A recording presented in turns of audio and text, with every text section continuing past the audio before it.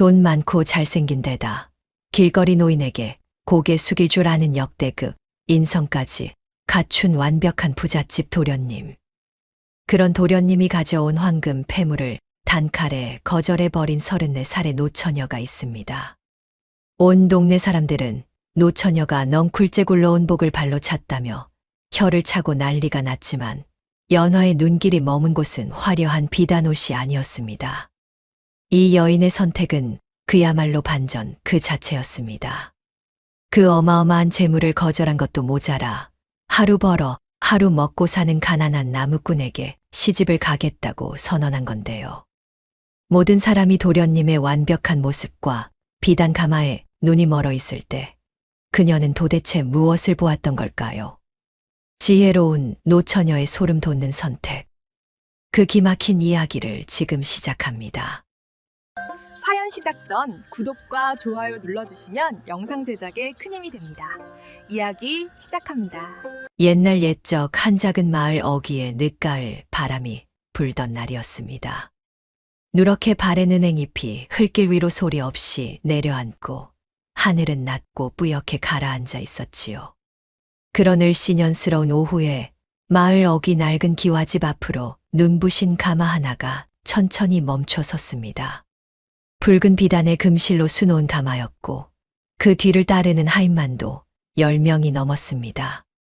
마을 안악들은 하던 일을 멈추고 목을 길게 빼며 몰려들었습니다. 장작을 패던 영감도 우물가에서 빨래를 헹구던 안악도 길에서 공기놀이를 하던 아이들까지 하나둘 발걸음을 모았지요. 이토록 호화로운 가마가 이 작은 마을에 그것도 아무도 거들떠보지 않던 저 낡은 기와집 앞에 섰다는 것이 모두에게 신기하기만 했습니다. 가마에서 내린 것은 젊은 도련님이었습니다. 나이는 30 남짓, 얼굴은 희고 반듯하며 입성은 고운 비단으로 차려입었습니다.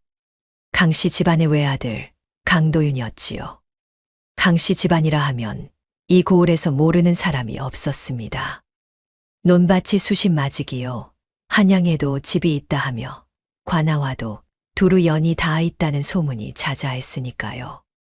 거기에 더해 어른을 공경할 줄 알고 가난한 이에게도 먼저 손을 내민다는 말이 돌았으니 마을 사람들 눈에 강도윤은 흠잡을 데 없는 도련님이었습니다. 강도윤은 하인들에게 눈짓 하나를 보냈습니다. 그러자 하인들이 일사불란하게 움직이기 시작했지요. 비단필이 2뭉치, 금빛 폐물이 담긴 함이 하나, 그리고 쌀가마니가 5개. 그것들이 낡은 기와집 대문 앞에 차례차례 늘어섰습니다. 구경하던 마을 사람들 사이에서 저절로 탄성이 새어나왔습니다. 기와집 문이 열렸습니다. 문 안에서 나온 것은 한 여인이었습니다. 나이는 34, 이름은 연화였지요. 키는 보통이요. 얼굴은 곱되 화려하지 않았으며 입은 것은 무명 치마 저고리였습니다. 그러나 서 있는 자태가 단단했습니다. 마당 안에서 밭을 매다 나온 듯 손에는 흙이 묻어 있었고 그럼에도 눈빛에는 흔들림이 없었지요. 강도윤이 정중히 허리를 숙이며 말했습니다. 연화 낭자께 청이 있어 이리 왔습니다. 과람한 줄 알면서도 용기를 낸 것이니 너그러이 들어주시기 바랍니다. 저와 혼인을 맺어 주십시오. 마을 사람들이 숨을 죽였습니다. 연화는 대답하지 않았습니다. 거절도 아니었고 수락도 아니었습니다. 그저 강도윤의 얼굴을 조용히 바라보다가 이윽고 눈길을 내려 그의 손으로 옮겼습니다. 부드럽고 희고 한 번도 거친 일을 해보지 않은 듯한 손이었지요. 강도윤은 그 침묵을 어색해하는 기색 없이 여유롭게 웃었습니다. 마치 답은 이미 정해져 있다는 듯한 웃음이었습니다. 서두르지 않겠습니다. 천천히 생각해 주십시오. 가마가 돌아서고 하인들이 뒤를 따랐습니다. 마을 사람들은 저마다 수군거리며 흩어지기 시작했지요. 연화는 대문 앞에 선 채로 가마의 뒷모습을 바라보았습니다. 여유로운 그 웃음이 자꾸만 눈에 밟혔습니다. 왜 마음에 걸리는지 연화 자신도 그 이유를 알 수 없었습니다. 연화를 모르는 사람은 없었습니다. 아는 이유가 좋은 이유는 아니었지요. 34이 되도록 혼인을 하지 않은 여인, 아버지가 남긴 집과 산밭을 혼자 지키며 살아온 여인. 마을 안악들이 우물가에 모이면 심심찮게 연화 이야기가 오르내렸습니다. 아이고, 저 나이에 아직도 혼자야. 성격이 까다롭다더니, 그러니 시집을 못 가지. 아버지가 좀 별나지 않았어요? 딸을 저렇게 키워놓으니. 연화는 그런 말들을 모르지 않았습니다. 장터에 나갔다가 등 뒤에서 들려오는 수군거림을 이웃집 안악이 일부러 들으라는 듯 흘리는 혀차는 소리를. 그러나 연화는 그 말들을 손으로 쓸어내듯 흘렸습니다. 마음이 상하지 않는 것은 아니었지요. 다만 그 말들이 자신의 발걸음을 바꿀 수는 없다는 것을 오래전부터 알고 있었습니다. 아버지 연만석은 이 마을에서 훈장 어른 다음으로 글을 읽는 사람이었습니다. 재산이 많은 것은 아니었으나 한마디 한마디가 무게가 있는 사람이었지요. 연화가 어릴 적 아버지는 밭을 매다 쉬는 틈틈이 딸에게 이런 말을 했습니다. 사람은 입으로 드러나는 것이 아니다. 손의 결에 드러난다. 어릴 때는 그저 흘려들었습니다. 그러나 아버지가 세상을 뜨고 혼자 집을 지키는 세월이 길어지면서 그 말은 연화의 뼛속 어딘가에 조용히 자리를 잡았습니다. 강도윤의 청혼 소식은 하루도 채 지나지 않아 마을 전체에 퍼졌습니다. 안악들의 반응은 한결같았지요. 이제 팔자 피는구나. 강씨 집안이라면 두말하면 잔소리지. 얼른 수락해야지. 그러게 말이야. 저런 도련님이 왜 하필 연화를 찾아갔을꼬. 연화는 그 말들을 들으며 웃지 않았습니다. 축하도 부러움도 기쁨도 느껴지지 않았습니다. 다만 강도윤이 자신의 집 앞에 비단과 쌀가마니를 늘어놓으면서도 단 한 번도 연화의 눈을 똑바로 마주치지 않았다는 것이 자꾸 생각났습니다. 화려한 것들이 앞에 있으면 사람은 그것들을 먼저 보게 되지요. 어쩌면 그것이 의도였는지도 모른다는 생각이 드는 것을 연화는 스스로도 억누르기 어려웠습니다. 그날 저녁 연화는 아버지가 남긴 낡은 목함 앞에 앉았습니다. 목함 안에는 산반 문서와 몇 장의 서찰, 그리고 아버지의 손때가 묻은 붓 한 자루가 들어 있었지요. 연화는 서찰을 꺼내지 않았습니다. 다만 손으로 목함의 테두리를 천천히 쓸었습니다. 나무의 결이 닳고 달아 부드러웠습니다. 아버지의 손이 수없이 지나간 자리였지요. 창밖으로 늦가을 바람이 지나갔습니다. 연화는 목함을 닫고 오래 앉아 있었습니다. 연화가 저녁 준비를 마치고 대문 밖으로 나섰을 때 집 앞 공터에 장작이 가지런히 쌓여 있었습니다. 반듯하게 패여 차곡차곡 정렬된 장작이었지요. 연화는 멈칫하며 주위를 돌아보았습니다. 아무도 없었습니다. 이름도 없고 인기척도 없었습니다. 이웃집에 물어보았더니 오후 늦게 지게를 진 나무꾼 하나가 와서 조용히 쌓고 갔다고 했습니다. 이름을 물으니 무진이라 했다고요. 연화는 그 이름을 소리 없이 입안에서 굴려보았습니다. 낯선 이름은 아니었습니다. 마을 뒷산 쪽에서 혼자 사는 나무꾼이라는 이야기를 들은 적이 있었지요. 그러나 연화가 그와 말을 나눈 적은 없었습니다. 이튿날 오전 연화는 산 아래쪽 오솔길에서 무진과 마주쳤습니다. 무진은 지게에 나무찜을 잔뜩 지고 내려오는 중이었지요. 나이는 30 중반쯤으로 보였고 얼굴은 햇볕에 그을려 검었으며 손은 마디마디가 굵고 거칠었습니다. 입성은 낡았으나 단정했고 눈빛은 깊고 조용했습니다. 연화가 먼저 말을 건넸습니다. 어제 장작을 두고 간 이가 이 사람이요? 무진은 고개를 끄덕였습니다. 말이 없었지요. 대가가 있어야 할 터인데. 무진은 고개를 저었습니다. 그리고 아무 말 없이 고개만 숙인 채 돌아서려 했습니다. 잠깐요. 연화의 목소리에 무진이 걸음을 멈추었습니다. 왜 이름도 남기지 않았소? 무지는 잠시 멈추어 있다가 낮은 목소리로 말했습니다. 남길 이유가 없었습니다. 그리고 그대로 돌아서서 내려갔습니다. 연화는 그 뒷모습을 바라보았습니다. 지게가 무거웠지만 걸음은 흔들리지 않았지요. 그 걸음이 길을 돌아 사라질 때까지 연화는 자리를 떠나지 못했습니다. 돌아오는 길에 연화는 무진의 손을 떠올렸습니다. 굵고 거칠고 흙이 밴 손. 한 번도 쉬지 않고 일한 사람의 손이었습니다. 아버지의 말이 다시 떠올랐지요. 사람은 입으로 드러나는 것이 아니다. 손의 결에 드러난다. 연화는 무심코 자신의 손을 내려다보았습니다.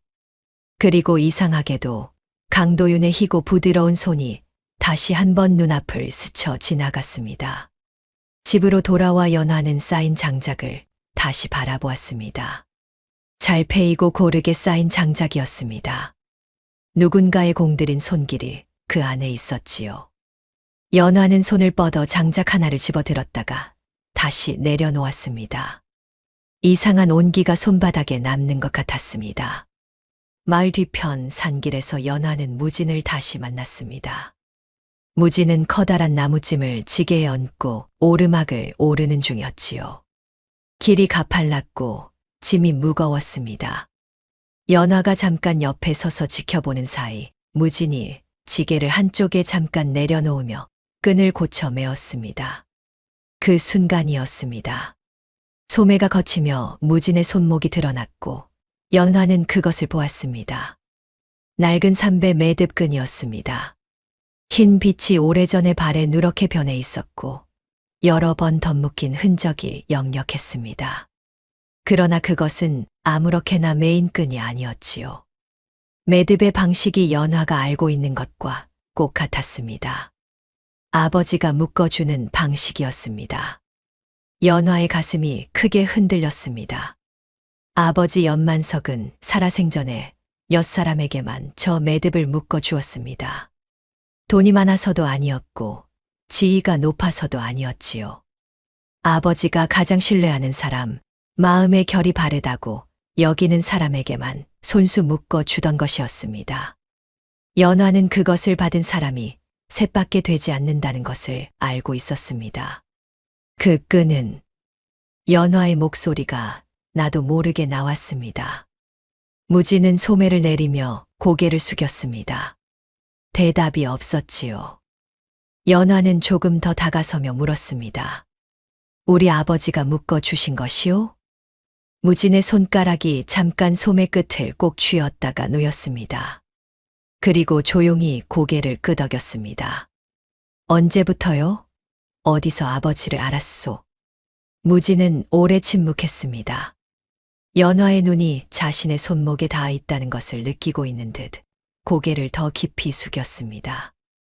이윽고 낮게 말했습니다. 소인이 말씀드릴 자격이 있는지 모르겠습니다. 연화는 억지로 다그치지 않았습니다. 다만 그 말이, 그 침묵이 어떤 화려한 대답보다 무게가 있다는 것을 느꼈습니다.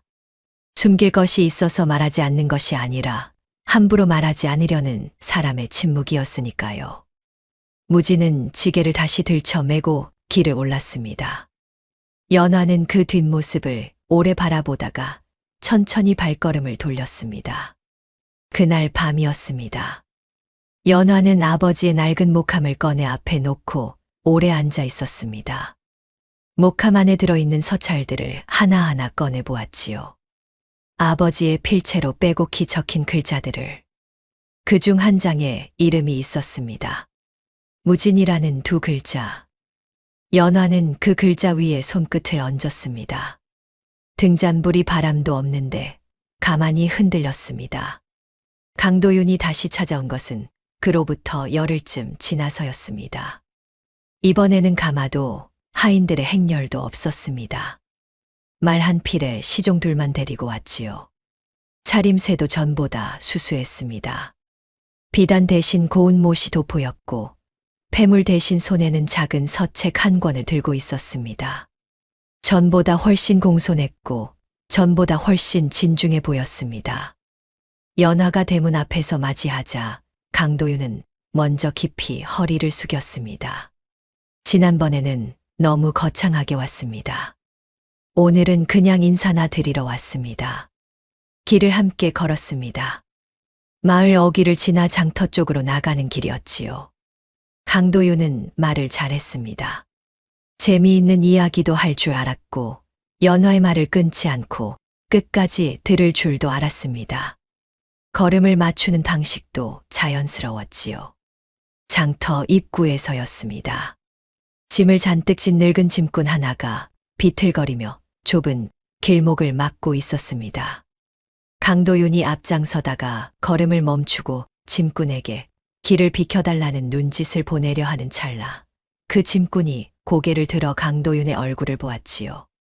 그 순간 강도윤은 동작을 멈추고 오히려 자신이 먼저 길 한쪽으로 비켜섰습니다. 어르신, 이쪽으로 지나가십시오. 노인은 연신 고맙다며 지나갔습니다. 마을 사람들이 보고 있었지요. 장터를 지나오는 길에는 허름한 옷을 입은 아이 하나가 구석에 웅크려 앉아 있었습니다.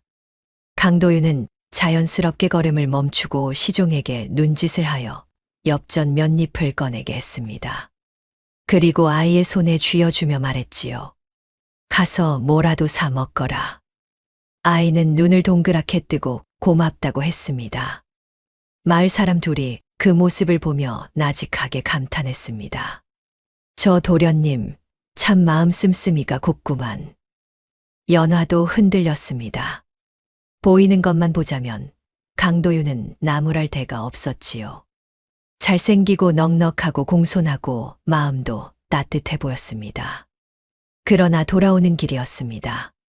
장터와 연화의 집 사이에 야트막한 언덕이 있었습니다. 그 언덕을 넘으면 연화의 집 뒤편 산밭이 내려다 보였지요. 강도윤이 연화와 이야기를 나누다가 잠깐 고개를 돌렸습니다. 시선이 그쪽을 향했습니다. 아주 짧은 순간이었습니다. 눈 깜짝할 사이에 다시 연화에게로 돌아왔지요.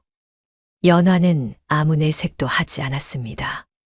집으로 돌아온 뒤 연화는 마당에 홀로 서서 산밭 쪽을 바라보았습니다. 황금빛으로 물든 늦가을 산밭이었습니다.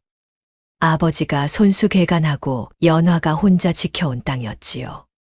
누구도 그 값을 제대로 알지 못하리라 생각했는데 강도윤의 그 짧은 눈길이 마음에 걸렸습니다. 친절은 때로 얼굴이 될 수 있습니다. 그 얼굴 뒤에 무엇이 있는지는 쉽사리 드러나지 않지요. 연화는 대문 안으로 들어서면서 아버지의 말을 다시 한 번 속으로 되뇌었습니다. 사람은 입으로 드러나는 것이 아니다. 손의 결에 드러난다. 공을 들이는 방식은 치밀했습니다. 그 다음 날도 강도윤은 빠지지 않고 무언가를 보내왔습니다. 아버지 제삿날이 가까워지자 제수 음식 재료가 담긴 함이 도착했지요. 연화가 거절하기도 전에 하인이 공손히 절을 올리고 사라졌습니다. 비가 오던 날에는 지붕을 고칠 기와장이를 보내겠다는 전갈이 왔고 장터에서는 강도윤이 연화의 이름을 들먹이며 물건값을 깎아주었다는 이야기도 들려왔습니다. 마을 이전까지 나서서 연화를 찾아왔지요. 연화야, 이런 혼처가 어디 있겠냐. 강씨 집안이 얼마나 든든한 집안인데 내 아버지도 살아계셨다면 기뻐하셨을 거야. 연화는 웃으며 들었습니다. 고맙다고도 했습니다. 그러나 답은 주지 않았지요. 그러던 어느 저녁이었습니다. 연화가 대문 앞을 쓸다가 멈칫했습니다. 문 앞에 무언가 놓여 있었지요. 산에서 캔 약초 한 묶음과 손수 깎은 나무 빗 하나였습니다. 이름도 없고 말도 없었습니다. 연화는 그것을 집어들었습니다. 빗의 결이 고르고 매끄러웠습니다. 성급하게 깎은 것이 아니라 오래 공들인 솜씨였지요. 약초도 뿌리가 상하지 않게 정갈하게 묶여 있었습니다. 연화는 그것을 손에 쥐고 한참을 대문 앞에 서 있었습니다. 마침 지나가던 마을 노인 하나가 연화를 보고 발걸음을 멈추었습니다. 저 뒷산 무진이가 두고 간 것이오? 연화가 고개를 끄덕이자 노인이 중얼거렸습니다. 저 나무꾼 덕에 작년 겨울을 넘긴 노인이 한둘이 아니라오. 말 한마디 없이 장작을 갖다 쌓고는 그냥 사라지지. 이름도 안 남기고. 노인은 그 말만 하고 천천히 걸어갔습니다. 연화는 손 안에 나무 빗을 내려다보았습니다. 강도윤이 한 달 동안 보내온 것들이 눈앞에 펼쳐졌다가 사라졌습니다. 비단과 쌀가마니와 기와장이와 이정의 설득. 그리고 이것, 이름 없는 나무 빗 하나. 연화는 빗을 품 안에 넣고 안으로 들어갔습니다. 무진을 찾아갔습니다. 산 아래 외진 곳에 무진의 거처가 있었습니다. 거처라고 해야 허름한 초가 한 칸이었지요. 그러나 마당은 말끔했고 장작은 가지런히 쌓여 있었으며 처마 밑에는 약초 묶음들이 줄에 매달려 말려지고 있었습니다. 사람 사는 집의 냄새가 났습니다. 무진은 마당에서 나무를 다듬고 있었습니다. 연화가 들어서자 손을 멈추고 일어났지요. 아씨께서 여기까지 물을 것이 있어서 왔소. 연화는 단도직입적으로 말했습니다. 그 삼배 매듭, 우리 아버지께 무슨 연이 있는지 들려주시겠소. 무진은 아무 말도 하지 않았습니다. 눈을 내리깔고 잠시 서 있었지요. 마당 구석 처마 끝에서 빗방울 하나가 떨어지는 소리가 들릴 만큼 조용했습니다. 연화는 재촉하지 않았습니다. 기다렸습니다. 이윽고 무진이 입을 열었습니다. 소인은 오래전에 어르신께 목숨을 얻었습니다. 낮고 무게 있는 목소리였습니다. 굶어 죽을 판이었던 소인을 어르신께서 거두셨습니다. 밥을 주시고 그를 가르치시고 사람 사는 이치를 일러주셨지요. 그리고 소인이 떠날 때 이 매듭을 묶어 주시며 말씀하셨습니다. 정직한 손을 잃지 말라고. 무진은 거기서 잠깐 멈추었습니다. 허나 소인이 먼저 찾아뵙지 못했습니다. 은혜를 앞세워 아씨 마음을 얻고 싶지는 않았으니까요. 연화는 그 말을 들으며 가슴 어딘가가 저며드는 것을 느꼈습니다. 강도윤은 한 달 동안 쉬지 않고 말했습니다. 자신이 무엇을 할 수 있는지, 무엇을 줄 수 있는지를. 그러나 무진은 지금 이 자리에서도 자신이 받은 것만 말하고 있었지요. 연화는 말보다 침묵에서 더 깊은 진심을 느꼈습니다. 그동안 장작도, 약초도, 아버지 산소도 모두 이 사람이었소. 무진은 고개를 끄덕였습니다. 왜 말하지 않았소? 말할 필요가 없었습니다. 연화는 더 묻지 않았습니다. 무진도 더 말하지 않았지요. 연화가 돌아서려는데 무진이 낮게 말했습니다. 아씨. 연화가 걸음을 멈추었습니다. 강씨 도련님을 조심하십시오. 소인이 함부로 드릴 말씀은 아니지만 연화는 돌아서지 않은 채 대답했습니다. 알고 있소. 돌아오는 길에 연화는 생각했습니다. 강도윤은 말이 많고 무진은 말이 없다. 그 차이가 연화 마음속에 작은 돌처럼 벌렸습니다. 돌은 무겁지 않았습니다. 다만 걸을 때마다 느껴졌지요. 안악들이 연화를 애워싼 것은 장터 한복판이었습니다. 장을 보러 나온 연화 앞에 안악 5이 반원을 그리며 섰지요. 우물가의 수군거림과는 달리 이번에는 대놓고였습니다. 연화야, 이제 그만 결정해라. 부잣집 도련님이 한 달을 공을 들이는데 대체 뭘 더 보겠다는 거냐? 강씨 집안을 마다하면 평생 후회한다. 내 말 틀리나 봐. 나이도 나이고 혼자 산밭 지키며 사는 게 쉬운 일인 줄 알아? 얼른 들어가야지. 연화는 웃으며 들었습니다. 화를 내지 않았고 반박하지도 않았습니다. 고맙다고 인사하고 장바구니를 들고 자리를 떴지요. 그러나 그날 밤이었습니다. 연화는 등잔불도 켜지 않고 마루에 앉아 있었습니다. 안악들의 말이 틀린 것은 아니었습니다. 강도윤은 조건으로 따지면 나무랄 데가 없었고 혼자 사는 세월이 편하기만 한 것도 아니었지요. 그러나 조건이 사람의 전부는 아니라는 것을 연화는 아버지에게서 배웠습니다. 이튿날 연화는 아버지 산소에 올랐습니다. 산소는 마을 뒤편 야트막한 산자락에 있었습니다. 늦가을 풀이 누렇게 눕고 나무들은 앙상해져 있었지요.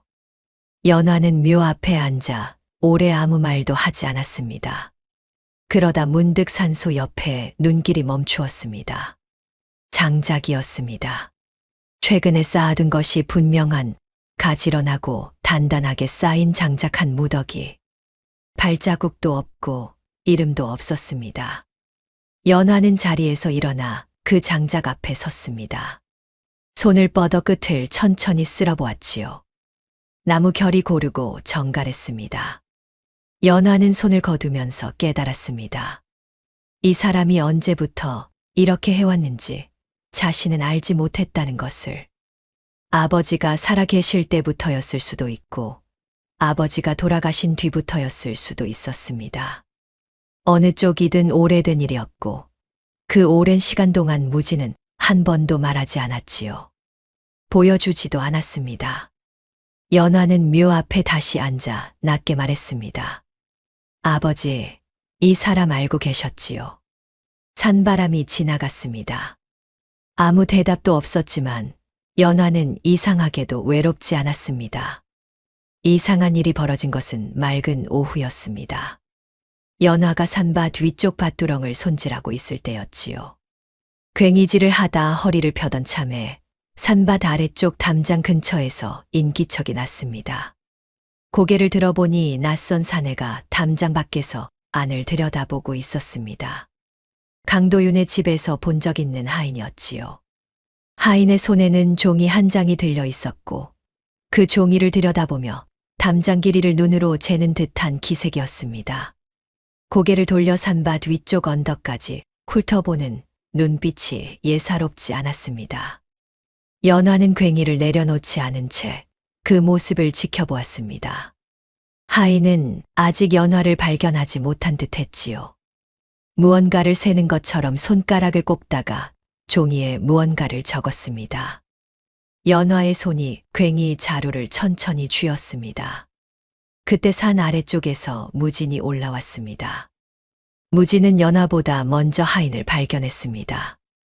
아무 말 없이 빠른 걸음으로 담장 쪽으로 다가갔지요.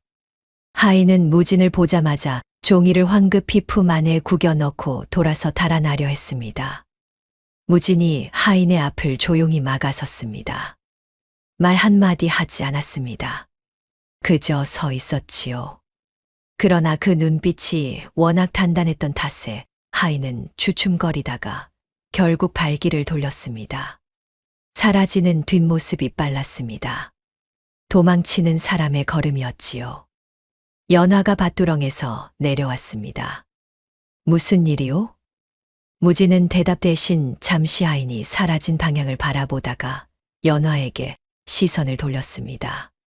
저 사람, 전에도 이쪽을 기웃거린 적이 있습니다. 연화는 무진의 말을 들으며 천천히 담장 쪽으로 걸어갔습니다. 하인이 서 있던 자리에는 흙 위에 발자국이 여럿 찍혀 있었습니다. 한 번이 아니었습니다. 여러 번 오간 자국이었지요. 연화는 그 발자국을 내려다보다가 고개를 들어 산밭 전체를 둘러보았습니다. 아버지가 수십 년 동안 일군 땅이었습니다. 황금빛 풀이 바람에 눕고 있었지요. 그 아래 무언가가 있다는 것을 저 사람들은 알고 있는 듯 했습니다. 연화의 눈빛이 조용히 가라앉았습니다. 저녁 무렵이었습니다. 우물가에서 물을 길어 올리던 연화 앞에 무진이 지나다가 발걸음을 멈추었습니다. 주위를 살피다 낮게 물었지요. 오늘 그쪽 근처를 지나셨습니까? 연화가 고개를 끄덕이자 무진의 눈빛이 가라앉았습니다. 조심하십시오. 딱 3글자였습니다. 설명도 없었고 이유도 없었습니다. 그러나 그 3글자 안에 이유가 있다는 것을 연화는 알 수 있었지요. 연화는 집으로 돌아와 그 3글자를 오래 생각했습니다. 강도윤의 하인이 담장 밖에서 종이를 들여다보던 눈빛, 강도윤이 언덕에서 산밭을 스쳐보던 그 짧은 눈길, 마을 이전까지 앞세워 혼인을 압박하던 방식. 조각들이 하나씩 맞추어지는 것 같았습니다. 연화는 그날 밤 등잔불을 밝히고 아버지의 목함을 꺼냈습니다. 자물쇠를 열어 산반 문서를 꺼내 들었지요. 아버지의 필체로 빼곡히 적힌 개간 내역이었습니다. 연화는 그 문서를 오래 들여다보았습니다. 이것이 탐나는 것이었지요. 땅이 탐나는 것이 아니라 이 문서가. 이것만 없애면 산밭의 내력을 증명할 길이 없어지는 것이었습니다. 연화는 문서를 곱게 접어 품 안에 넣었다가 다시 꺼냈습니다. 목함 안에 넣었다가 또 꺼냈습니다. 어디에 두어야 할지 알 수 없었지요. 결국 목함 안에 도로 넣고 자물쇠를 잠갔습니다. 그리고 목함을 방 안 가장 깊숙한 곳, 장롱 뒤편에 밀어 넣었습니다. 뚜껑을 닫는 손이 조금 떨렸습니다. 등잔불이 흔들렸습니다. 바람도 없는데 흔들렸지요. 연화를 장터로 데리고 나간 것은 그다지 이상한 일이 아니었습니다. 이미 몇 번 그런 적이 있었지요. 강도윤은 길동무로서 나쁘지 않았습니다. 말을 재미있게 했고 걸음을 서두르지 않았으며 연화가 보고 싶은 것을 보는 동안 기다릴 줄도 알았습니다. 장터에서 연화가 약재를 고르는 동안 강도윤은 옆에서 조용히 서 있었지요. 장터를 거의 다 돌았을 무렵이었습니다. 좁은 통로에서 늙은 짐꾼 하나가 커다란 짐을 지고 비틀거리며 내려왔습니다. 길이 좁아 비켜 지나가기가 어려웠지요. 강도윤이 앞장서 걷다가 멈추었습니다. 순간 방심했던 것인지 아니면 그냥 나온 것인지 알 수 없었으나 강도윤의 입에서 낮은 목소리가 새어나왔습니다. 비켜서지 못하고 차가운 목소리였습니다. 짐꾼은 허둥지둥 벽 쪽으로 몸을 붙였습니다. 강도윤은 금세 웃음을 되찾았습니다. 지나치며 짐꾼에게 수고한다고 한마디를 건네기까지 했지요. 자연스러웠습니다. 그러나 연화의 귀에는 이미 그 차가운 목소리가 닿아 있었습니다. 돌아오는 길은 조용했습니다. 저녁 산길로 접어들었을 때였습니다. 맞은편에서 지게를 지고 내려오는 무진과 마주쳤지요. 강도윤과 무진이 잠깐 눈이 마주쳤습니다. 강도윤은 가볍게 고개를 돌렸고 무진은 길 한쪽으로 비켜서며 고개를 숙였습니다. 강도윤이 먼저 지나갔습니다. 먼저 가서 기다리겠습니다. 강도윤이 앞서 걸어가고 나서야 연화는 무진 앞에 발걸음을 멈추었습니다. 무진은 고개를 들지 않고 있었지요. 연화가 먼저 말했습니다. 손이 거짓말을 하지 않는 사람이요. 무진의 눈빛이 잠깐 흔들렸습니다. 연화가 무엇을 말하는지 알고 있는 눈빛이었습니다. 이윽고 무진이 고개를 낮추며 말했습니다. 소인 같은 사람이 감히 아씨 곁에 있으면 아씨가 저 때문에 욕을 먹을까 두렵습니다. 연화는 더 말하지 않았습니다. 무진도 더 말하지 않았지요.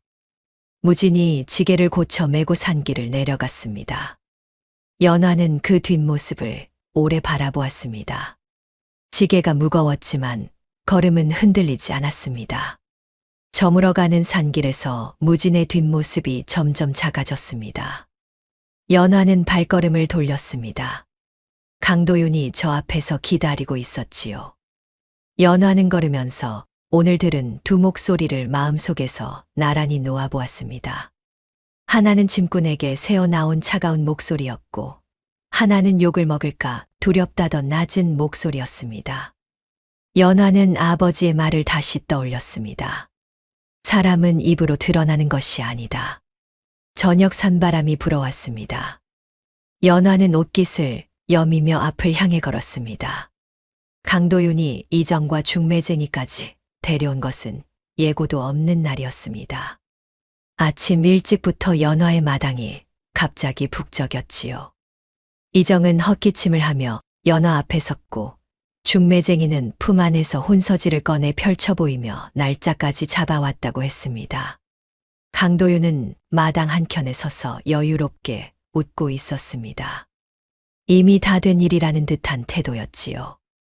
하인 둘도 마당 어귀에 서 있었습니다. 마치 연화의 집이 이미 자신들의 것인 양 자연스럽게 자리를 잡고 있었지요. 연화는 마루 끝에 서서 그 광경을 바라보았습니다. 마당 가득 사람들이 들어차 있었고 이웃 안악 몇도 담장 너머로 목을 빼며 구경하고 있었습니다. 연화는 아무 말도 하지 않았습니다. 이정이 먼저 다가왔습니다. 연화야, 이제 그만 결정해야지. 마을 사람들이 다 보고 있지 않느냐. 연화는 이정의 얼굴을 바라보았습니다. 어릴 때부터 알아온 얼굴이었지요.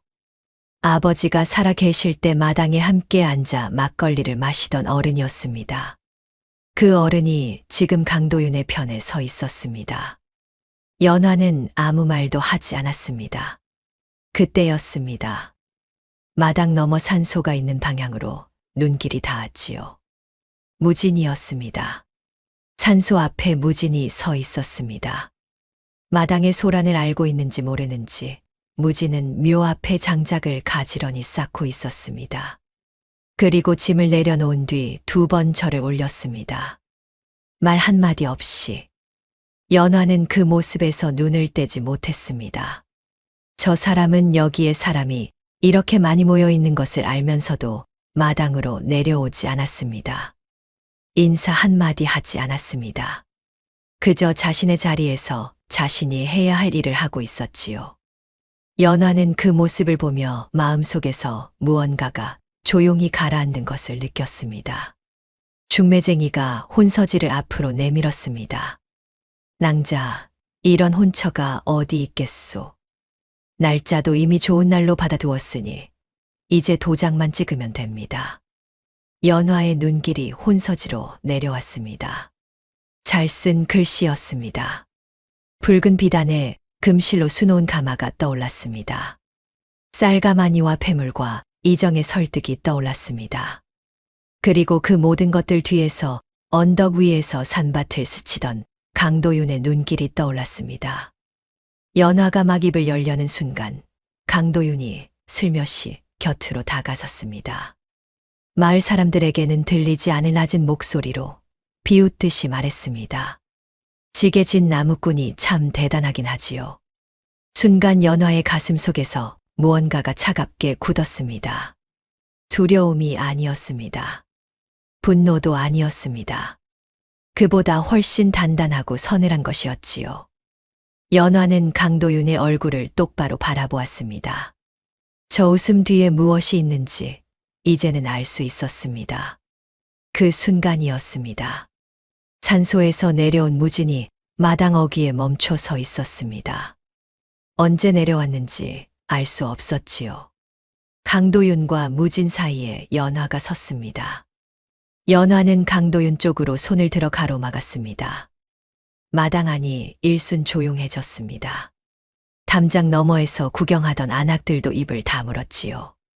비단옷 입은 거짓 마음보다 지게진 참마음이 낫습니다. 강도윤의 얼굴이 굳었습니다. 한 번도 거절이라는 것을 받아본 적이 없는 사람의 얼굴이었지요. 그 굳은 얼굴이 이내 싸늘하게 굳어졌습니다. 강도윤은 혼서지를 중매쟁이에게 도로 건네고 천천히 돌아섰습니다. 발걸음은 여유로웠지만 등이 차가웠습니다. 마을 사람들이 술렁였습니다. 이정은 헛기침을 반복하며 슬금슬금 자리를 피했고 중매쟁이는 고개를 절레절레 흔들며 따라 나갔습니다. 안악들도 하나둘 흩어졌지요.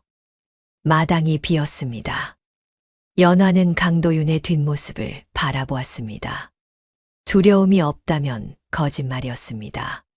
저 사람이 이대로 물러설 사람이 아니라는 것을 연화는 알고 있었지요. 공을 한 달이나 들인 사람이었습니다. 체면이 꺾인 사람이었습니다. 그리고 산밭 아래 무언가를 탐내는 사람이었습니다. 그런 사람이 이 한마디로 고개를 돌릴 리 없었습니다. 연화는 마당 어귀를 돌아보았습니다. 무진은 이미 없었습니다. 언제 사라졌는지 알 수 없었지요. 연화는 무진이 서 있던 자리를 잠깐 바라보다가 시선을 거두었습니다. 돌아보면 마음이 무너질 것 같았으니까요. 지금은 무너질 때가 아니었습니다. 연화는 마루로 올라가 방 안으로 들어갔습니다. 문을 닫고 등을 기댔습니다. 손이 조금 떨렸습니다. 그것을 느끼고 나서야 연화는 자신이 얼마나 긴장해 있었는지를 알았지요. 연화는 두 손을 마주 쥐었습니다. 떨림이 가라앉을 때까지 그대로 있었습니다. 어둠이 내리기 시작했습니다. 그날 밤이 깊었을 때였습니다. 연화는 등잔불을 끄고 막 자리에 누우려던 참이었지요. 그때 담장 너머에서 낮은 발소리가 들렸습니다. 하나가 아니었습니다. 여럿이었지요. 연화는 자리에서 일어나 귀를 기울였습니다. 발소리는 산밭 쪽으로 향하고 있었습니다. 연화가 문을 열고 나서는 순간 산밭 담장 아래에서 불빛이 보였습니다. 하인 셋이 말뚝을 꺼내 들고 담장 아래 자리를 재고 있었지요. 그때 어둠 속에서 무진이 먼저 막아섰습니다. 하인들이 주춤거리는 사이 연화도 달려갔습니다. 그리고 강도윤이 나타났습니다. 낮에 싸늘한 얼굴 그대로였습니다. 이번에는 웃음도 공손함도 없었지요. 아씨께서는 아직 세상이 어떻게 돌아가는지 모르시는 모양입니다. 산길의 나무꾼 하나가 관아의 문서를 이길 수 있겠습니까? 강도윤의 목소리는 낮고 차분했습니다. 그것이 오히려 더 섬뜩했지요. 아씨께서는 부디 현명하십시오. 강도윤은 그 말만 남기고 하인들을 데리고 사라졌습니다. 연화와 무진은 어둠 속에 남겨졌지요. 무진은 하인들이 사라진 방향을 오래 바라보다가 연화에게 말했습니다. 오늘 밤은 문 단속을 단단히 하십시오. 연화는 집 안으로 들어왔습니다. 방 안 깊숙한 곳에 밀어 넣어두었던 아버지의 목함을 꺼내 확인했지요. 자물쇠는 잠겨 있었습니다. 연화는 목함을 안고 자리에 앉아 있었습니다. 잠이 들었던 것인지 새벽녘에 인기척에 눈을 떴습니다. 방 안에 아무도 없었습니다. 그러나 이상했습니다. 목함이 없었지요. 연화는 방 안을 뒤졌습니다. 마루도 부엌도 마당도 살펴보았습니다. 목함은 어디에도 없었습니다. 아버지의 목함, 산밭 문서와 서찰이 든 그 목함이 빈 자리만 남아 있었습니다. 연화는 그 자리에 한동안 주저앉아 있었습니다. 손이 떨렸고 다리가 풀렸습니다. 그러나 소리를 내어 울지는 않았지요. 이윽고 자리에서 일어나 옷을 여미고 집을 나섰습니다. 산소로 가는 길이었습니다. 새벽 산기슭은 어둡고 차가웠습니다. 연화는 아버지 묘 앞에 쪼그려 앉았습니다. 그리고 처음으로 소리 없이 울었습니다. 눈물이 흙 위로 떨어졌습니다. 아무 말도 나오지 않았지요. 한참이 지났습니다. 연화는 소매로 얼굴을 닦고 일어섰습니다. 울고 나서야 알 수 있었습니다. 무너지지 않았다는 것을. 마을에 소문이 돌았습니다. 강도윤이 관아에 문서를 제출했다는 것이었지요. 소문을 들은 연화는 곧바로 마을 이정을 찾아갔습니다. 이정은 연화의 얼굴을 보자 헛기침을 하며 눈을 피했습니다. 나도 어쩔 수 없어. 관아에서 나온 일인데. 관아에 제출된 문서의 내용은 이러했습니다. 산밭이 오래전부터 강씨 집안 소유였으나 연화에 붙인 연만석이 수십 년 전부터 불법으로 점거해 왔다는 것, 그리고 그 점거를 도운 자가 바로 나무꾼 무진이라는 것이었습니다. 거기에 더해 무진이 산의 나무를 함부로 베고 연화 집 문서를 훔쳤다는 고발도 함께 실려 있었지요. 위조였습니다. 그러나 문서의 모양새는 그럴듯했습니다. 오래된 것처럼 꾸며진 종이에 관아 도장을 흉내낸 흔적까지 있었지요. 연화는 이정의 말을 들으며 속이 뒤집혔으나 얼굴을 굳혔습니다. 오후가 되기 전에 포졸들이 왔습니다. 무진은 산 아래 오솔길에서 잡혔습니다. 연화가 소식을 듣고 달려갔을 때 무진은 이미 포박된 채였지요. 포졸 둘이 무진의 팔을 붙들고 있었고 마을 사람 몇이 멀찍이 서서 구경하고 있었습니다. 강도윤의 하인도 그 자리에 있었지요. 무진은 끌려가면서 연화를 돌아보았습니다. 눈빛은 흔들리지 않았습니다. 단호하게 말했지요. 아씨는 관아에 오지 마십시오. 이 흙탕은 소인이 밟겠습니다. 연화는 그 말을 들으면서도 이미 발걸음을 옮기고 있었습니다. 무진이 끌려가는 방향으로 포졸들이 연화를 막아섰지요. 연화는 멈추었습니다. 무진의 뒷모습이 길 모퉁이를 돌아 사라졌습니다. 연화는 돌아서지 않았습니다. 그 자리에 서서 무진이 사라진 방향을 한참 바라보았습니다. 손이 떨렸지만 주먹을 쥐었습니다. 지금 무너지면 안 되었습니다. 지금은 생각해야 할 때였지요. 아버지의 말이 머릿속에서 맴돌았습니다. 중요한 것은 두 곳에 나누어 두어야 한다. 하나는 손에, 하나는 믿는 사람 곁에. 연화는 그 말을 곱씹으며 천천히 발걸음을 돌렸습니다. 이튿날 이른 아침 연화는 관하로 향했습니다. 길에는 아직 이슬이 남아 있었습니다. 연화는 걸음을 서두르지 않으려 했지만 발이 저절로 빨라졌지요. 관아 앞에 당도하자 포졸 하나가 연화를 막아섰습니다. 무슨 일로 왔느냐? 억울한 일이 있어 원님께 아래로 왔습니다. 포졸은 연화를 위아래로 훑어보더니 비켜섰습니다. 관아 마당에 들어서자 무진은 형틀 앞에 꿀려 있었습니다. 등에는 곤장 자국이 선명했고 두 손은 포박된 채였지요. 그러나 고개는 꺾이지 않았습니다. 연화는 그 모습을 보고 발걸음이 멈추었습니다. 가슴 안쪽에서 무언가 단단하게 굳어지는 느낌이었지요. 무진은 연화가 들어서는 것을 느꼈는지 고개를 들었습니다.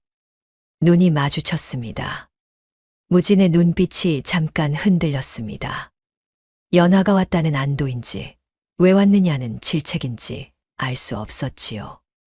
원님은 상석에 앉아 연화를 내려다보았습니다. 나이든 원님이었고 얼굴에는 귀찮음이 역력했습니다.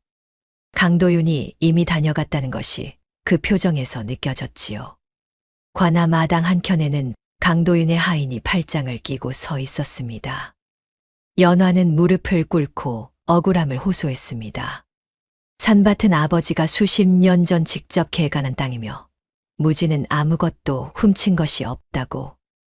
오히려 강도윤의 하인들이 밤중에 산밭 담장에 말뚝을 박으러 온 것을 막은 것뿐이라고.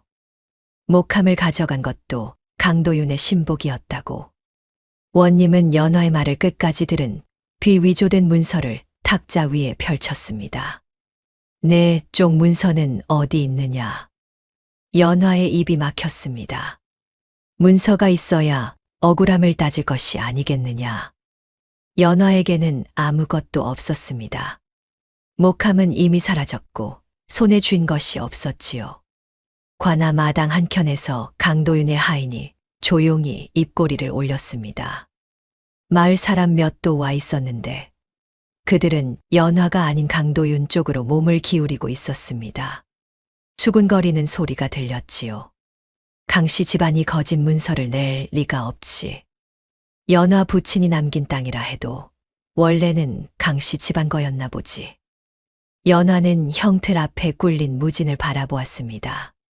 무진은 고개를 들지 않고 있었지요. 등에 곤장 자국이 눈에 들어왔습니다. 어젯밤에 생긴 자국이었습니다. 연화 때문에 저 자국이 생긴 것이었지요. 연화는 입술을 깨물었습니다. 바로 그때였습니다. 아버지의 말이 다시 떠올랐습니다. 중요한 것은 두 곳에 나누어 두어야 한다. 하나는 손에, 하나는 믿는 사람 곁에. 연화는 자리에서 일어났습니다. 원님이 의아한 눈으로 바라보았지요. 잠시 시간을 주십시오. 반드시 문서를 가져오겠습니다. 원님은 허락도 거절도 하지 않은 채 눈을 내리깔았습니다. 연화는 관할을 나서며 서당으로 발걸음을 향했습니다. 훈장 어른이라면 알지도 모른다는 생각이었지요. 아버지가 가장 믿었던 사람이 훈장 어른이었으니까요. 그러나 서당에 당도했을 때 훈장 어른의 방은 비어 있었습니다. 문이 굳게 닫혀 있었고 이웃에 물으니 어젯밤 갑자기 멀리 길을 떠나셨다고 했습니다. 강도윤이 먼저 손을 쓴 것이었습니다. 연화는 서당 앞에 서서 닫힌 문을 바라보았습니다. 다리에 힘이 빠졌습니다. 그러나 그 자리에 주저앉지 않았지요. 연화는 뒤돌아서서 다시 걸음을 옮겼습니다. 관하로 돌아가지 않았습니다. 그 대신 마을 곳곳을 돌아다니기 시작했습니다. 도움을 청할 수 있는 사람, 아버지를 기억하는 사람, 무진의 억울함을 알 수 있는 사람을 찾아서였지요. 그날 연화는 관하로 돌아오지 못했습니다. 밤이 찾아왔습니다. 사람들의 문을 하나하나 두드렸습니다. 첫 번째 집이었습니다. 연화가 사정을 털어놓자 안주인이 한참 듣다가 낮게 말했습니다. 우리가 어찌 강씨 집안을 당하겠소. 미안하지만 우리는 모르는 일이오. 두 번째 집도 세 번째 집도 다르지 않았습니다. 문을 열기도 전에 인기척을 듣고 외면하는 집도 있었지요. 연화를 애워싸고 강도인을 권하던 안악들도 이날은 하나같이 문을 반만 열고 고개를 저었습니다.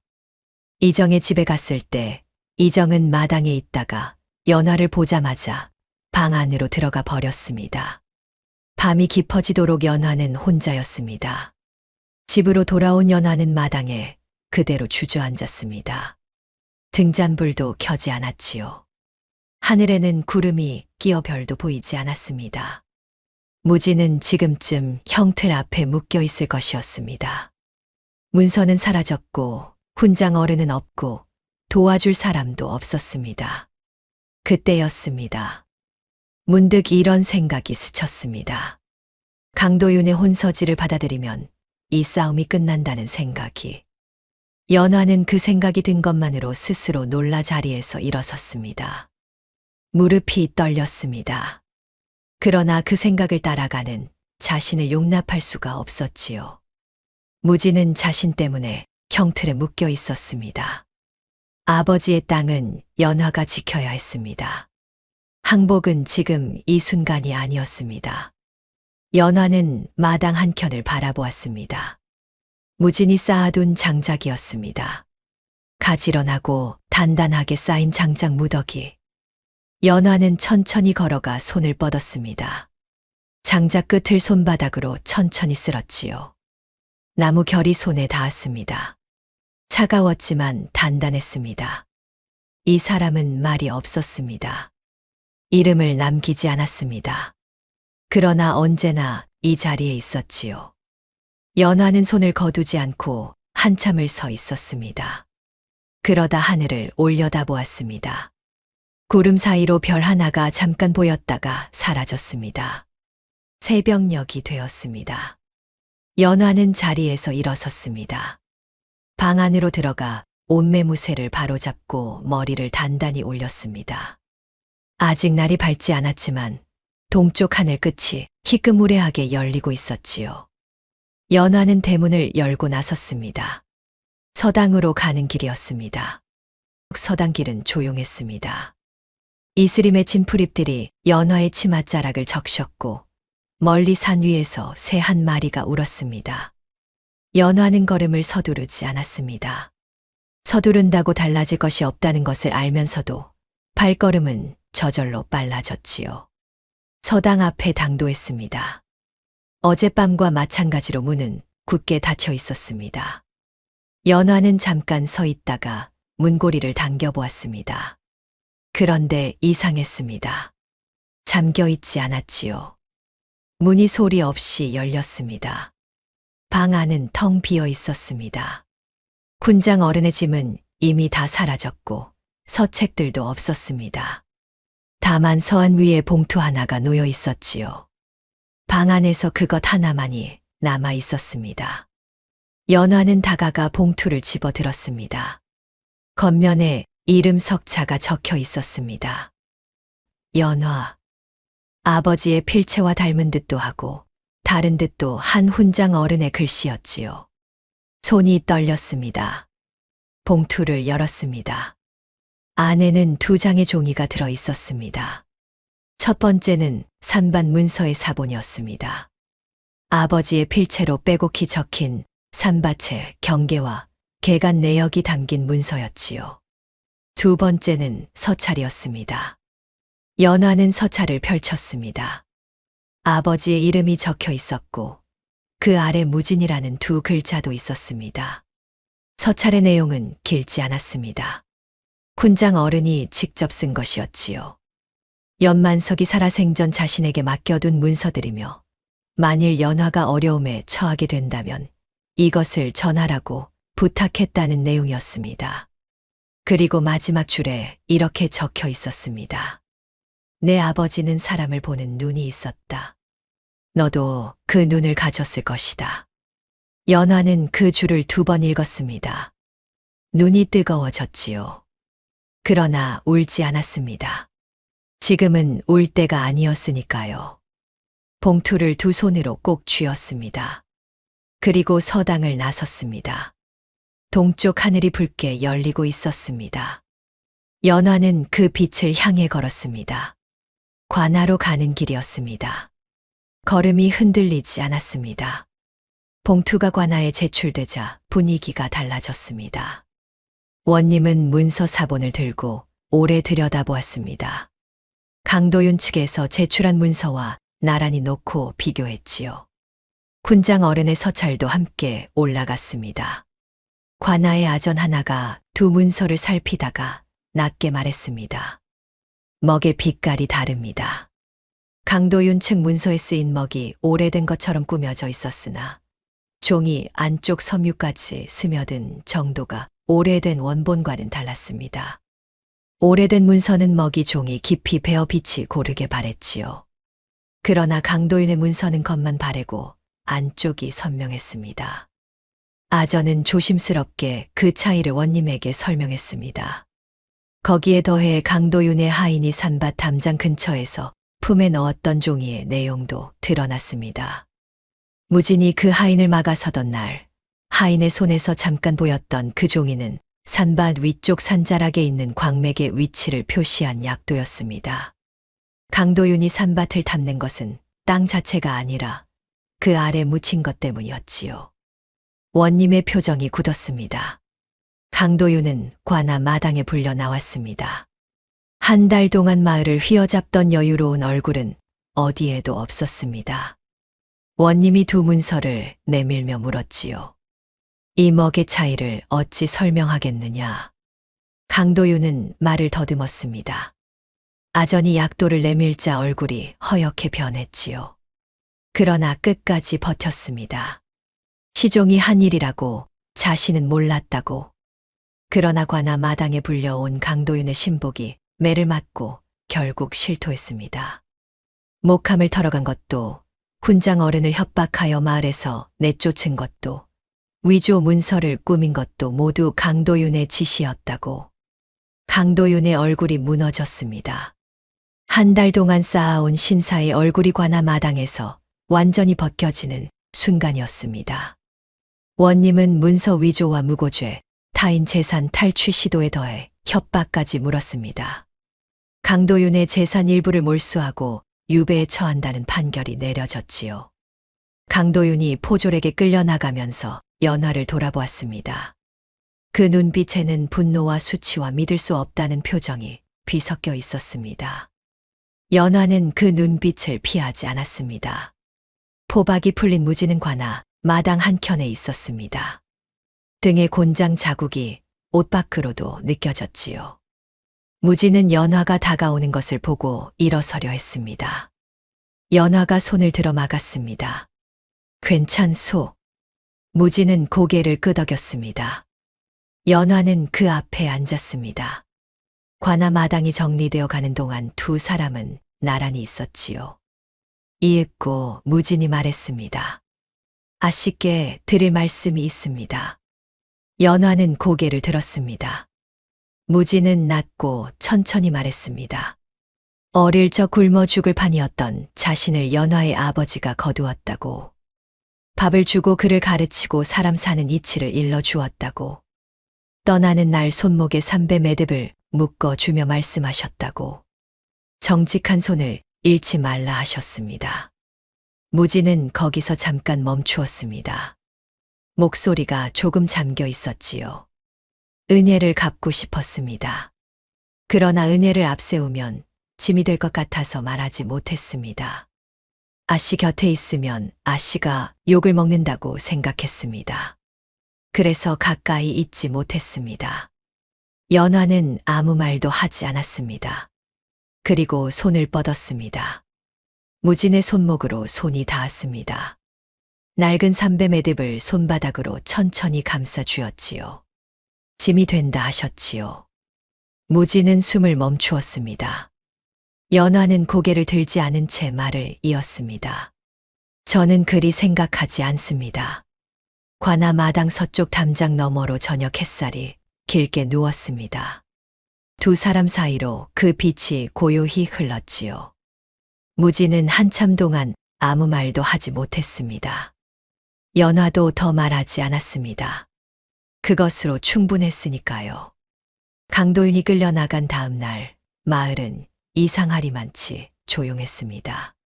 장터에서도 우물가에서도 사람들은 서로의 얼굴을 잘 마주치지 못했습니다. 연화를 애워싸고 강도윤을 권하던 안악들은 연화를 보면 슬그머니 시선을 거두었지요. 이정은 길에서 연화와 마주치자 헛기침을 3번 반복하며 옷깃을 여몄습니다. 연화는 그 어색함을 탓하지 않았습니다. 사흘째 되던 날이었습니다. 우물가에 안악들이 모여 있었고 연화가 물을 길러 나갔을 때였지요. 안악들이 하나둘 말문을 닫는 사이 마을에서 가장 나이 든 노파 하나가 천천히 연화 앞으로 걸어 나왔습니다. 허리가 굽고 걸음이 느렸지만 눈빛은 또렷했지요. 노파는 연화 앞에 서서 두 손을 맞잡았습니다. 내가 눈이 멀었구나. 미안하이. 마을 안악들이 조용히 고개를 숙였습니다. 연화는 고개를 저었습니다. 저는 괜찮습니다. 다만 다음에는 비단옷보다 사람의 손을 먼저 보아 주십시오. 노파는 연화의 손을 꼭 쥐었다가 놓았습니다. 아무 말도 하지 않았지만 그 손의 온기가 말을 대신했지요. 그 무렵이었습니다. 마을 사람들 사이에 무진에 관한 이야기가 퍼지기 시작했습니다. 몇 해 전 장마철에 마을 위 산자락이 무너질 뻔했을 때 무진이 사흘 밤낮 혼자 나무를 베어 물기를 막았다는 것이었습니다. 겨울마다 홀몸으로 사는 노인들의 집 앞에 장작이 쌓여 있던 것도 무진의 일이었습니다. 이름을 남기지 않았으니 아는 사람이 없었을 뿐이지요. 이정이 그 이야기를 듣고 나서야 말했습니다. 내가 사람을 잘못 봤어. 마을 노인 하나가 혀를 찼습니다. 가난한 줄만 알았더니 돈이 없는 사람이 아니라 욕심이 없는 사람이었구만. 연화는 그 말을 들으며 아버지를 생각했습니다. 아버지는 오래전에 알고 있었지요. 삼배 매듭을 묶어 줄 만한 사람이라는 것을. 사람을 보는 눈이 있었습니다. 연화는 그 눈을 물려받은 것이었고 다만 조금 늦게 확인했을 뿐이었습니다. 집으로 돌아온 연화는 마당에 서서 하늘을 올려다보았습니다. 늦가을 하늘이 높고 맑았지요. 마당 한켠에는 무진이 쌓아둔 장작이 그대로 있었습니다. 연화는 그 앞에 서서 손을 뻗어 나무 결을 쓸었습니다. 차갑고 단단했습니다. 오래 버텨온 것들은 그런 결을 가지고 있었습니다. 날은 초겨울 맑은 날이었습니다. 비단 병풍도 없었고 풍악도 없었습니다. 연화의 낡은 마당에 소박한 상이 차려졌지요. 마을 노파 몇이 아침부터 와서 음식을 거들었고 이정은 멋쩍은 얼굴로 마당 어귀에 서서 이래저래 참견을 했습니다. 안악들은 수수한 혼례상을 보며 처음에는 아쉬운 듯 했지만 이내 분주하게 손을 보태었지요. 무지는 혼례상 앞에 나무 기러기를 올렸습니다. 손수 깎은 것이었습니다. 연화는 그것을 보는 순간 눈시울이 붉어졌습니다. 나무 기러기의 결이 그 솜씨가 아버지가 만들던 것과 꼭 닮아 있었지요. 아버지에게 나무 다루는 법을 배웠을 것이었습니다. 연화는 고개를 낮추어 기러기를 오래 바라보았습니다. 혼례가 시작되었습니다. 두 사람이 혼례상 앞에 마주 섰을 때 마을 사람들은 조용히 지켜보았습니다. 수수하고 조용한 혼례였습니다. 그러나 그 조용함이 비어있지 않았지요. 오래 기다린 것들이 마침내 제자리를 찾는 순간의 고요함이었습니다. 혼례가 거의 마무리될 무렵이었습니다. 연화는 품 안에서 무언가를 꺼냈습니다. 새삼배실 한 가닥이었지요. 연화는 무진의 손목을 잡아 낡은 매듭 위에 천천히 덧묶기 시작했습니다. 손가락이 섬세하게 움직이며 매듭을 지었습니다. 마을 사람들은 그 모습을 보며 조용해졌지요. 연화가 낮게 말했습니다. 이제는 아버지의 약조가 아니라 제 마음의 약조입니다. 무진의 목소리가 조금 흔들렸습니다. 아씨. 연화는 손목에서 눈을 떼지 않은 채 들었습니다. 나는 당신이 좋습니다. 처음 뒷모습을 본 그날부터 연화는 매듭을 마저 묶었습니다. 뺨이 붉어지는 것을 들키지 않으려는 듯 한참 동안 손목에서 눈을 떼지 않았지요. 마을 노파가 옆에서 소매로 눈가를 닦았습니다. 이정은 헛기침을 했습니다. 안악 하나가 낮게 웃었습니다. 바람 한 점 없는 마당에 햇살이 고르게 내려앉았습니다. 혼례가 끝나고 마을 사람들이 하나둘 돌아갈 때였습니다. 무지는 연화 곁에 서서 사람들에게 고개를 숙였습니다. 말이 없었지만 그 모습에서 말이 느껴졌지요. 마지막으로 나가던 노파가 문 앞에서 돌아보며 말했습니다. 잘 살아라. 두 사람 다. 연화와 무지는 나란히 고개를 숙였습니다. 마당에 둘만 남았습니다. 연화는 혼례상을 정리하려다 멈추었습니다. 무진이 먼저 상 앞에 다가가 조심스럽게 나무 기러기를 들어 연화에게 건넸지요. 간직하십시오. 연화는 두 손으로 받았습니다. 나무의 결이 손바닥에 닿았습니다. 따뜻했습니다. 세월이 흘렀습니다. 연화와 무진의 집에는 늘 장작 냄새와 나무 향이 감돌았습니다. 아침이면 무진이 마당에서 나무를 다듬었고 연화는 그 옆에서 약초를 손질했지요. 말이 많지 않은 아침이었지만 조용하지 않았습니다. 나무 깎는 소리와 약초 다듬는 소리가 서로 섞여 집안을 가득 채웠으니까요. 마을도 달라졌습니다. 무진이 마을 사람이 된 뒤로 산사태 걱정이 줄었다는 이야기가 나왔습니다. 물기를 고르게 손질해 두는 것이 무진이었고 겨울마다 홀몸 노인들 집 앞에 장작이 쌓이는 것도 여전히 무진이었지요. 다만 이제는 이름을 알고 고마워하는 사람들이 생겼습니다. 마을 사람들은 이제 연화를 노처녀라 부르지 않았습니다. 대신 이렇게 말했지요. 그 여인은 늦게 혼인한 것이 아니라 사람을 제대로 고른 것이다. 안악들은 우물가에서 가끔 그 이야기를 했습니다. 강도윤의 비단과 쌀가마니에 눈이 멀었던 자신들을 떠올리며 사람 보는 눈이 그리 쉬운 것이 아니라고 혀를 찼지요. 이정은 그 이야기가 나오면 이래 헛기침을 했습니다. 자신이 제일 적극적으로 강도윤 편을 들었다는 것을 누구보다 잘 알고 있었으니까요. 어느 이른 봄날이었습니다. 연화는 마당 한켠 매화나무 앞에 서 있었습니다. 아직 바람이 차가웠지요. 그러나 가지 끝에 꽃망울이 맺혀 있었습니다. 완전히 피지 않은 그러나 머지않아 필 것이 분명한 봉오리들이었지요. 무진이 뒤에서 다가왔습니다. 연화 곁에 서서 함께 매화나무를 바라보았습니다. 연화가 낮게 말했습니다. 늦은 봄이라 하여 꽃이 덜 향기로운 것은 아니었구나. 무지는 대답하지 않았습니다. 다만 연화의 손을 찾아 조용히 잡았지요. 손이 맞닿았습니다. 거칠고 굵은 손과 흙이 밴 손이. 두 손 모두 오래 일한 손이었습니다. 매화 봉오리 하나가 찬바람 속에서 천천히 벌어졌습니다.